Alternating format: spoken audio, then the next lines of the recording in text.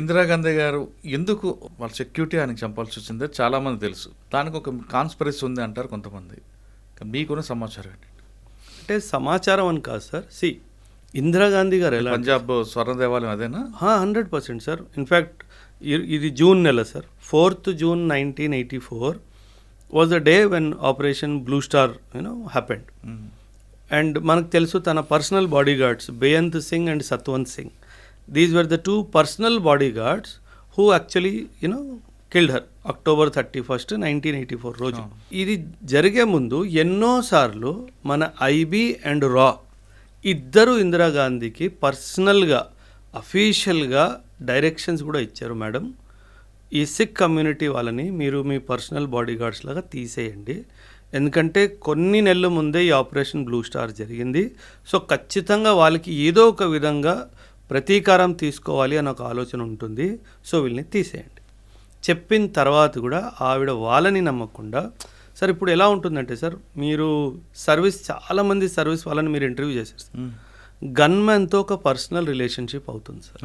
ఎందుకంటే తను నన్ను కాపాడుతాడు అన్న ఒక ఆలోచన ఉంటుంది కాబట్టి ఎన్ని అఫీషియల్ రిపోర్ట్స్ వచ్చినా, ఎన్ని అఫీషియల్ ఇంటెలిజెన్స్ రిపోర్ట్స్ వచ్చినా సరే తను వాళ్ళని ఎవ్వరిని నమ్మకుండా వాళ్ళిద్దరిని నమ్మింది సార్. అది తను చేసిన అతిపెద్ద తప్పు సార్. అదే తప్పు రాజీవ్ గాంధీ గారు కూడా చేశారు సార్. ఐబీ చాలా క్లియర్గా చెప్పింది, సార్ ఇప్పుడు పరిస్థితులు చెన్నైలో బాగాలేవు, తమిళనాడులో బాగాలేవు, so please do not travel south అని చెప్పి చాలా స్పష్టంగా డైరెక్షన్స్ ఇచ్చినప్పటికీ లేదు నేను వెళ్తాను అని చెప్పారు. సో ఒక ప్రధానమంత్రి ఎప్పుడైనా సరే సార్ ఇంటెలిజెన్స్ వాళ్ళు ఇచ్చిన నిర్దేశాలని వాళ్ళని ఓవర్ పవర్ చేయకూడదు. మీకు గుర్తుంటే చాలా రీసెంట్గా మోదీ గారు ఒక ఇంపార్టెంట్ మీటింగ్కి ఆసియాన్కి వెళ్ళాలి, కానీ ఇంటెలిజెన్స్ క్లియరెన్స్ ఇవ్వలేదని చెప్పి ఆయన వెళ్ళడం మానేశాడు సార్. అది ఎందుకంటే సార్ ఇంటెలిజెన్స్కి తెలుసు ఏం జరుగుతుంది గ్రౌండ్లో అనేది. ఎందుకు మనం ఒక రిస్క్ జోన్లో మన ప్రధానమంత్రిని కానీ రాష్ట్రపతిని కానీ తీసుకెళ్ళాలి? అండ్ ఇందిరాగాంధీ గారు చేసిన అతి పెద్ద తప్పు అది సార్. సార్ నేను సిక్ కమ్యూనిటీ గురించి ఒక 2-3 విషయాలు మాట్లాడతాను సార్. ఒకప్పుడు ఎలా ఇస్లామిక్ ఇన్వేడర్స్ మన హిందువుల మీద అత్యాచారాలు చేశారో మనందరికీ తెలుసు. అండ్ సిక్ మతం పుట్టింది కూడా ఆ అత్యాచారాల నుంచి హిందూ కమ్యూనిటీని కాపాడడానికి. అండ్ ఆ హిందూ కమ్యూనిటీని కాపాడినప్పుడు వాళ్ళని ఏంజల్స్లా భావించారు, అంటే దేవుడు పంపించిన దూతలు అని చెప్పి. మన దేశానికి సైన్యానికి ఎంతో కాంట్రిబ్యూషను సిక్ కమ్యూనిటీ చేస్తుంది సార్. అప్పుడు వాళ్ళు ఏమంటారు, ఓహో వీరుడు శూరుడు అని చెప్పేసి మీరు మాట్లాడతారు. కానీ ఒక సిక్ కమ్యూనిటీ వాడు తన హక్కు గురించి మాట్లాడితే మాత్రం ఖాళిస్తాన్ టెర్రరిస్టులు మీరు అన్నట్టుగా మాట్లాడతారు. అది చాలా పెద్ద తప్పు సార్. నేను మీకు ఒక ఎగ్జాంపుల్ చెప్తాను సార్. 1962 వార్ జరుగుతున్నప్పుడు జవహర్లాల్ నెహ్రూ గారు నేషనల్ మీడియాలో వచ్చి ఒక రిక్వెస్ట్ పెట్టారు మొత్తం దేశానికి. ఏమని, మన ఆర్థిక పరిస్థితులు దేశానివి బాగాలేవు, నాకు మీరు డబ్బు కానీ బంగారం కానీ ఇస్తే నేను ఆయుధాలు తీసుకొస్తాను అండ్ చైనాతో జరుగుతున్న యుద్ధం మీద సైనికులకు అందిద్దాము అని చెప్పేసి. ఆల్ ఓవర్ ఇండియా 257 కేజీల బంగారము ప్రభుత్వం పోగేసింది సార్. అందులో 252 కేజీస్ ఒకే ఒక్క స్టేట్ పంజాబ్ నుంచి వచ్చింది సార్. మన దేశమంతా 257 కేజీలు ఇస్తే పంజాబ్ ఒకే ఒక్క రాష్ట్రము 252 కేజీలు ఇచ్చింది సార్. అంటే దేశం మీద ప్రేమ ఈ కమ్యూనిటీకి ఉన్నంత ఏ కమ్యూనిటీకి లేదు సార్. ఇది మీరు గుర్తించాల్సిందే. కానీ ఇక్కడ ఖాళిస్తాన్ మూమెంట్ కూడా మన దేశంలో జరగడంలో ఇందిరాగాంధీ గారు చాలా తప్పులు చేశారు సార్. ఇన్ఫ్యాక్ట్ పంజాబ్ పాలిటిక్స్ని ఇన్ఫ్లుయెన్స్ చేయాలి అన్న ఉద్దేశంతో జర్నైల్ సింగ్ భింద్రావాలే అని చెప్పే వ్యక్తికి ఎంతో పవర్ని చేతుల్లో పెట్టారు. ఆ పవరు, ఆ ఆయుధాలు అవన్నీ పెట్టినప్పుడు సార్ ఇంగ్లీష్లో ఒక ప్రావర్బ్ ఉంది sir, if you create a monster then you cannot control the monster అని చెప్పేసి. మీరు ఒక రాక్షసుడికి బలం ఇస్తే ఆ తర్వాత రాక్షసుడిని మనం కంట్రోల్ చేయలేము అంటారు. ఎగ్జాక్ట్లీ అదే జరిగింది సార్. ఒకప్పుడు సార్ ప్రెసిడెంట్ చాలా పెద్ద పోస్ట్ కదా sir. Jarnail Singh Bhindranwale had direct connection with the president of India. అంటే నువ్వు ఇంత బలాన్ని ఇస్తే ఆ తర్వాత దురుపయోగం జరుగుతుంది కదా సార్. ఆ దురుపయోగంతోనే పుట్టిందే ఖాళిస్తానీ మూమెంట్. అలాగే ఖాళిస్తానీ మూమెంట్ 1940s నుంచి ఉంది సార్. ఇన్ఫ్యాక్ట్ మనం చరిత్ర చూసుకుంటే 1940 ముస్లిం లీగ్ వాళ్ళు లాహోర్ రెజల్యూషన్ పాస్ చేశారు సార్. ఈ లాహోర్ రెజల్యూషన్ వాళ్ళు ఏమన్నారు, పంజాబ్ మాకు ఒక ముస్లిం స్టేట్ లాగా కావాలి అని అన్నారు. ఎందుకంటే అప్పట్లో పంజాబ్లో సిక్ మెజారిటీ కాదు sir, 40% Muslims, 40% Hindus, 19 to 18% Sikh community, మిగతా 1% 2% వేరే కమ్యూనిటీ వాళ్ళు ఉన్నారు. అప్పుడు సిక్ కమ్యూనిటీకి భయం వేసిందంటే వీళ్ళు పంజాబ్ మొత్తాన్ని ముస్లిం స్టేట్ చేస్తే మా పరిస్థితి ఏంటి. అప్పుడు పుట్టింది మాకు సెపరేట్ స్టేట్ కావాలి ఖాళిస్తాన్ అని చెప్పేసి. ఖాలిస్ అంటే ప్యూర్ సార్, ఖాలిస్ అంటే ఆ పదానికి అర్థము pure. Khalistan a land purely for the six. So this was the call for Khalistan. కానీ ఇండియా ఇండిపెండెన్స్ అయిన తర్వాత 47 తర్వాత సార్, కానీ ఈ ఖాళిస్తాన్ కావాలి అన్నది చాలామంది కోరుకోలేదు sir. It is always said that ఇది ఒక పొలిటికల్ డిసిజన్ మాత్రమే, మాస్ మూమెంట్కి దీనికి ఎప్పుడు సపోర్ట్ రాలేదు సార్. నేను 46 సంవత్సరాలు సార్ నాకు. నేను ఈ రోజు వరకు నా కమ్యూనిటీలో ఒక ఖాళిస్తాన్ సింపథైజర్ని నేను కలవలేదు సార్. ఎందుకంటే ఎంత బ్యూటిఫుల్గా సిక్ కమ్యూనిటీ ఇండియాతో ఇంటిగ్రేట్ అయిందో దాని తర్వాత అవసరం ఎప్పుడు అనిపించలేదు సార్. ఎందుకు అవసరం 1940sలో అనిపించింది, మళ్ళీ మమ్మల్ని ఎక్కడ హిందువుల్లా మారుస్తారేమోనన్న భయంతో వచ్చింది. ఆ భయం 1950లో మన బాబాసాహెబ్ అంబేద్కర్ గారు రాజ్యాంగం ఇచ్చినప్పుడు ఎవరు నీ మతాన్ని టచ్ చేయలేరు అన్న హామీ ఇచ్చిన తర్వాత ఆ భయం ఎప్పుడు రాలేదు sir. So that is the reason why Khalistan movement అన్నది ఇందిరాగాంధీ గారు చేసిన చాలా పెద్ద తప్పు సార్. అక్కడ పంజాబ్ లోకల్ స్టేట్ పాలిటిక్స్లో కాంగ్రెస్ రావాలి అన్న ఉద్దేశంతో ఒక మాన్స్టర్కి పవర్ ఇచ్చేసి ప్రస్తుతం ఉన్న గవర్నమెంట్ మీద తరలించడం జరిగింది. దాంతో పుట్టింది ఖాళిస్తాన్ మూమెంట్ ఇన్ ఇండియా. దాని పర్యావరణమే sir. If you ask me personally sir, నేను ఇండియన్ పాలిటిక్స్ని, గ్లోబల్ పాలిటిక్స్ని బాగా చదువుతాను, నాకు చాలా ఇష్టం కూడా సార్. నేను వ్యక్తిగతంగా చెప్తున్నాను సార్, నేను పార్టీ విషయంగా చెప్పట్లేదు. మై ఫేవరెట్ ప్రైమ్ మినిస్టర్ ఇది ఇందిరాగాంధీ వాళ్ళు. తను తీసుకున్న నిర్ణయాలు గతంలో కానీ నాకు తెలిసి ఫ్యూచర్లో కూడా ఏ ప్రధానమంత్రి కూడా అంత ధైర్యంగా ఏ డిసిజన్ తీసుకోలేడు సార్. సిక్కిం మన దేశంలో రావడం థ్యాంక్ యూ ఇందిరాగాంధీ. పాకిస్తాన్ 2 ముక్కలు అవడం థ్యాంక్ యూ ఇందిరాగాంధీ. రా ఎస్టాబ్లిష్ అవ్వడం థ్యాంక్ యూ ఇందిరాగాంధీ. విశ్వవ్యాప్తంలో ఇండియా అనే ఒక దేశం ఉంది అని గుర్తింపు తెప్పించడం థ్యాంక్ యూ ఇందిరాగాంధీ. ఇన్ని మంచి పనులు చేసిన ఆవిడ కొన్ని విషయాల్లో కొన్ని తప్పులు జరిగాయి సార్. సో నేను పర్సనల్గానే తన్ని చాలా ఇష్టపడతాను సార్, నాకు తనంటే చాలా ఇష్టం.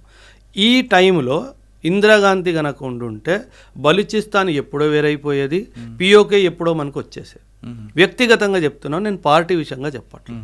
As an individual she was very bold personality sir. మా నాన్నగారు ఒక మాట చెప్పేవారు సార్, మన ప్రధానమంత్రి ఎలా ఉండాలంటే లయన్ హార్ట్ లాగా ఉండాలి, అంటే చాలా ధైర్యంగా ఉండాలి, అదే సమయంలో ఫాక్స్ లాగా కన్నింగ్గా కూడా ఉండాలి. ఒకవైపు లయన్ హార్టెడ్ ఉండాలి, రెండో వైపు ఫాక్స్ లాగా కన్నింగ్ ఉండాలి, నీ బుర్రలో ఏం నడుస్తుందో ఎవడు తెలియకూడదు. సో ఆ 2 క్వాలిటీస్ ఉన్న ఏకైక ప్రధానమంత్రి ఇప్పటి వరకు నా ఉద్దేశంలో ఒకటి ఇందిరాగాంధీ, రెండోది పివి నరసింహారావు గారు సార్. ఈ ఇద్దరు చాలా ఎక్సలెంట్ సార్. ఈరోజు మన దేశము ఆర్థికంగా బలంగా ఉంది అంటే thank you to PV Narasimha Rao గారు సార్. ఆయన చాలా మంది మన్మోహన్ సింగ్ అంటుంటారు కదా. Manmohan Singh was the finance minister sir. Sir ఎప్పుడైనా సరే credit always goes to the boss sir. ఎందుకంటే అకౌంటబిలిటీ ఈజ్ ఆల్సో బాస్. ఇప్పుడు మనం ఎల్పిజి రిఫార్మ్స్ 1991లో సార్, ప్రధానమంత్రి మన పివి నరసింహారావు గారు ఆయన సూక్ష్మ శక్తి ఆయనకి ఎంతైతే ఉందో అలా సూక్ష్మ శక్తి ఉన్న ప్రధానమంత్రి ఇప్పటి వరకు రాలేదు సార్. ఎవరు చాలా బోల్డ్, చాలా టఫ్ టు హ్యాండిల్. కాకపోతే అప్పుడు మన పివి నరసింహారావు గారికి 2-3 చాలా మంచి ఫైనాన్స్లో చాలా మంచి వ్యక్తులు ఆయనకి. Imagine the trio sir, 3. PV Narasimha Rao గారు ప్రైమ్ మినిస్టరు, మన్మోహన్ సింగ్ గారు ఫైనాన్స్ మినిస్టరు, డాక్టర్ రంగరాజన్ గారు ఆర్బీఐ గవర్నర్. ఇంత మంచి టీం ఉన్న తర్వాత కీలకమైన నిర్ణయాలు ఎందుకు రావు sir? So that is where the team work is also important in politics sir. Sir మనం ఇంతకుముందు రాజీవ్ గాంధీ గారికి మాట్లాడుకున్నాం. అవును సార్. శ్రీలంకలో వాళ్ళ ఎల్టీటీ ప్రభాకరన్ వాళ్ళ అది కొట్టుకుంటే ఈయన అనవసరంగా ఎంటర్ అవ్వడబట్టే ఆ ఇష్యూ వచ్చింది అనుకోవచ్చా? లేదు మనం ఖచ్చితంగా హెల్ప్ చేయాలి, అది బై మిస్టేక్లో జరిగింది. ఇప్పుడు ఇందిరాగాంధీ గారు ఎలా కొన్ని తప్పులు చేశారో అదే విధంగా రాజీవ్ గాంధీ గారు చేశారు సార్. అంటే మీ ఆడియన్స్కి విషయం తెలుసో తెలీదో, శ్రీలంకలో ఎల్టీటీకి జన్మనిచ్చిందే ఇందిరాగాంధీ సార్. 1971 వార్ పాకిస్తాన్తో జరుగుతున్నప్పుడు సార్ 1971 ముందు పాకిస్తాన్ అంటే వెస్ట్ పాకిస్తాన్, ఈస్ట్ పాకిస్తాన్. ఇప్పుడు బంగ్లాదేశ్ అప్పట్లో పాకిస్తాన్లోనే భాగం. ఇందిరాగాంధీ శ్రీలంకకి చాలా క్లియర్గా ఒక సందేశం జారీ చేసింది సార్. ఏమంది? నేను ఈస్ట్ పాకిస్తాన్తో యుద్ధానికి వెళ్తున్నాను, వెస్ట్ పాకిస్తాన్ నుంచి ఈస్ట్ పాకిస్తాన్కి వెళ్ళాలంటే ఇండియన్ ఓషన్ ద్వారానే వెళ్ళాలి. అండ్ అప్పట్లో పాకిస్తాన్ దగ్గర ఫ్లైట్ కానీ షిప్ కానీ డైరెక్ట్గా వెళ్ళే అంత కెపాసిటీ లేదు, నీ దగ్గరకు వచ్చి ఆగి వెళ్ళాలి. నువ్వు మాత్రం హార్బర్ ఇవ్వడానికి వీల్లేదు. ఆ షిప్స్కి రీఫ్యూలింగ్ కానీ ఆయిల్ ఇవ్వడం కానీ ఫుడ్ ఇవ్వడం కానీ చేయడానికి వీల్లేదు. కండిషన్ చాలా క్లియర్గా కండిషన్ పెట్టింది. చెప్పినా సరే శ్రీలంక వినలేదు. వినకుండా పాకిస్తాన్ని మద్దతు ఇవ్వడానికి ప్రయత్నించింది.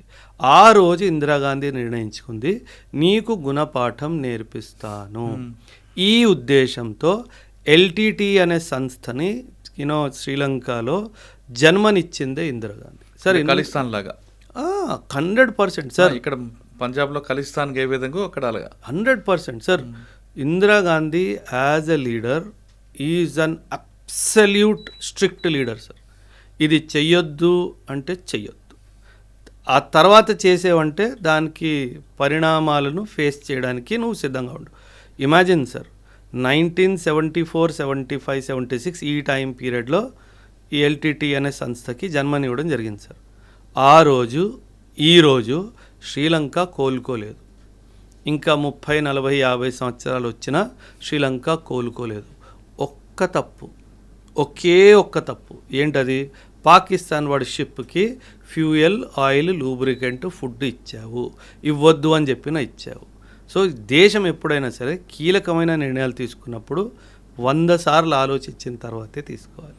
కానీ ఆవిడ తీసుకున్న నిర్ణయం మంచిదే, కానీ వాళ్ళ కొడుకు ఆ సంఘటనలో కదా కోల్పోయాడు. Nature takes the revenge sir. LTT ఉద్యమంలో కొన్ని వేల మంది చనిపోయారు సార్. ఎల్టీటీ తరపు నుంచి, శ్రీలంక తరపు నుంచి, మన తమిళియన్స్ కూడా. ఖచ్చితంగా ఎవరిదో ఉసురు తగులుతుంది కదా sir. Nature will take its revenge sir. అందుకే అంటారు, మాన్స్టర్ని జన్మనిచ్చే ముందు, తప్పు పని చేసే ముందు 100 సార్లు ఆలోచించాలి అని చెప్పేసి. అది తిరిగి 100 రెట్లుగా మన వైపుకే వస్తుంది.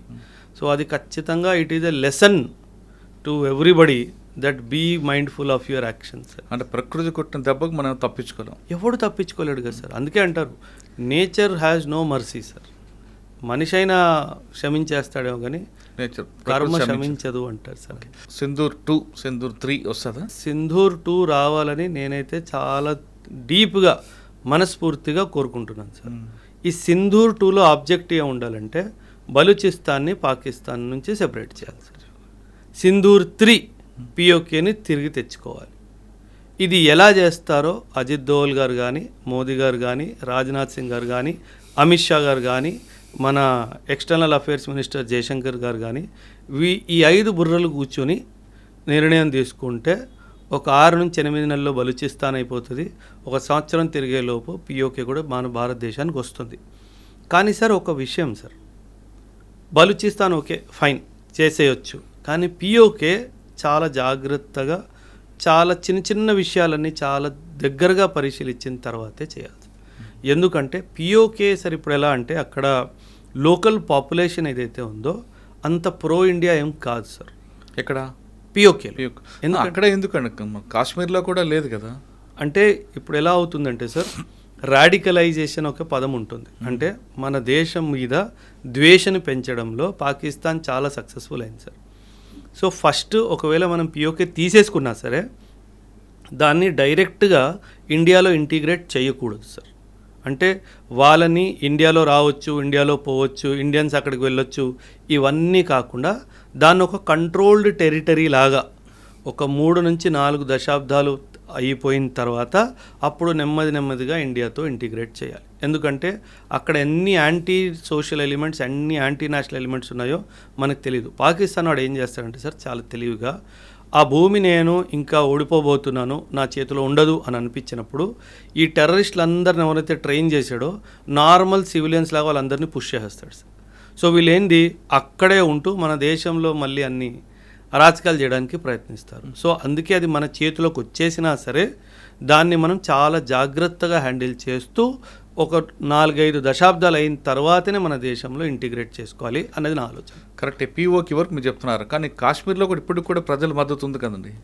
ఉంది సార్. అంటే ఇక్కడ మరిస్తున్నాం కదా మనం. అంటే అలా అని కాదు సార్, మీకు గుర్తుంటే కనుక లాస్ట్ ఇయర్ నార్త్ నుంచి కాశ్మీరే కాదు ఒక social media influencer operation Sindoor జరుగుతున్నప్పుడు యాజ్ ఎ స్పై లాగా అన్ని విషయాలు అందించింది కదా సార్.